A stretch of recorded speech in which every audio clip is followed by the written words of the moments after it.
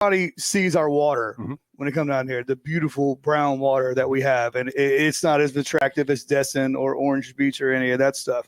But on a regular day, your recommendation is you can get in the water at that time. Yeah. Yes, sir. Definitely. I would. I have. And if you check our advisories, but I can go right now and I have no problem. I'll go gig and flounder on the beach. Right. And I'll be happy with it.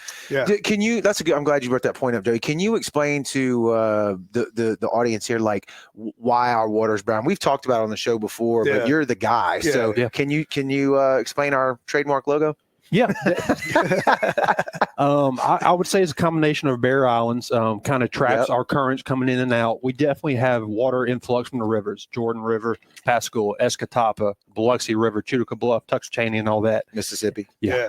And it kind of kicks up the sediment a little bit. And I would also say our water is shallow, like how Destin and Orange Beach, they have a good drop off. Yeah. Ours, you can go out a mile, 2 miles, it's still 8-9 foot. Yes. Yeah, we have a shelf. Yeah, I had a charter Saturday, and literally we were right behind Deer Island. Dude's like, he's got to be like 20-30 foot of water. I'm like, it's 6 foot, bro. Yeah.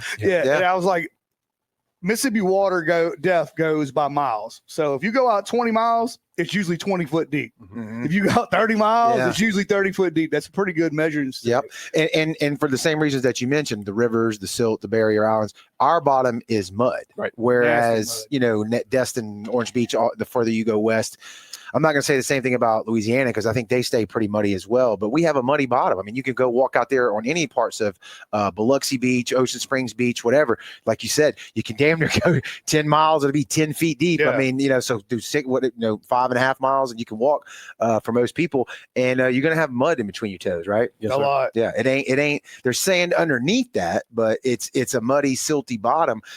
We deal with that, and here the Mississippi Gulf Fishing Banks talk about it all the time with artificial reef placement.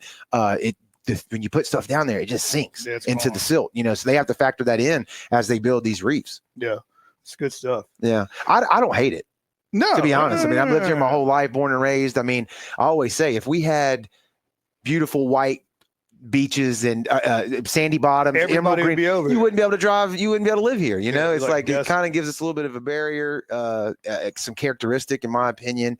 And if you go out to south side of Horn, Ship, it gets pretty. That was quick. My next question. Do y'all ever travel out there to the islands? Do any sample work? Yes, sir. So we do have a few projects. One of ours, we're currently working on a EPA project, National Coastline assessment, and we have 17 sites they gave us. We do mud samples, we do fish tissue samples, along with water samples.